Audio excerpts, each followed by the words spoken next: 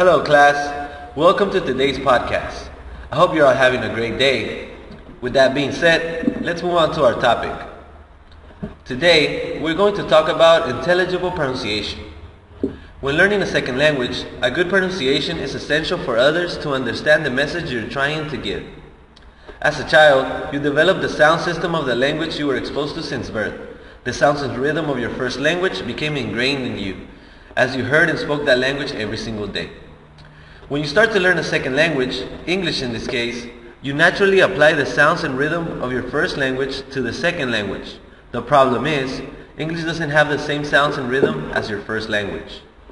Every language is different. Therefore, when you use the sounds and rhythm of your first language while speaking the English language, it creates an accent.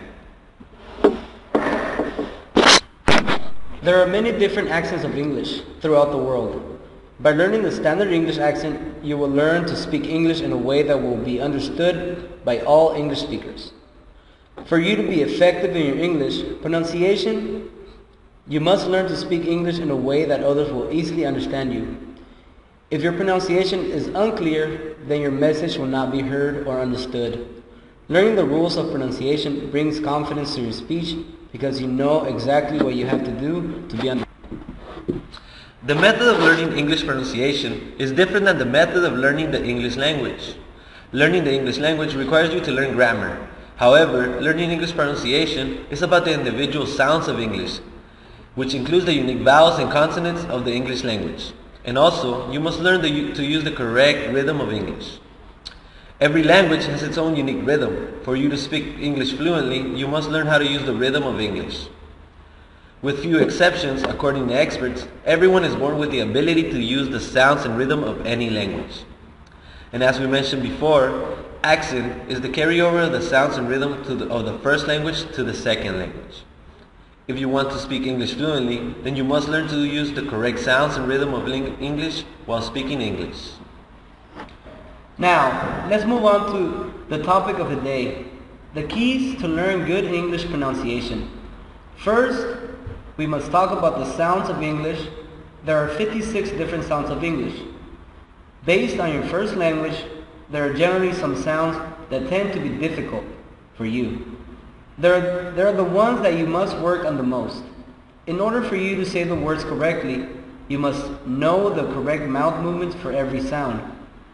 Here are some useful tips you can use to learn the correct sounds of English. First, do listening exercises to hear the correct way of a sound versus the sound you make. Second, practice the correct sounds with individual words, then with sentences, and finally, reading paragraphs. Third, it is important at first to overemphasize the target sounds you learn. You are training your mouth muscles to move in a new way. As you practice with repetition, these muscles movements will become more naturally, and as you start to speak faster, you will still be able to make the correct sounds. Finally, incorporate your new skills with your reading and writing. Now let's move on to the rhythm section of this podcast. As you learn the correct sounds of English, you also learn to use the correct rhythm of English. Sometimes using the correct rhythm is more important than the correct sound. It is when you use the correct rhythm of English that others will understand you the best. To use the correct rhythm of English, you must learn a few skills that will help you speak more fluent. First, you must know the correct word stress, which means knowing the part of the word that needs to be emphasized. Second, by knowing this, you will also know the right way to use words in your sentences, whether they need to be stressed or unstressed. Another skill is intonation. There are some rules you must learn to know when to use a rising voice or a falling voice in your speech. A fluent English speaker must learn how to connect speech so that it sounds nice and fluid, which takes us to the next skill, linking. As you connect speech, you must also learn how to know when it's appropriate to pause for effective communication. Pausing is another useful skill to acquire rhythm. Last but not least, there's the rate of speech. By learning the correct rate of speech, a native speaker will understand you the best. Learning how to use all of these skills will help you speak with the correct rhythm of English. Alright, we have now told you the way to acquire intelligible pronunciation. So our job here is done. Thank you all for listening, and we hope you enjoyed our video. Bye.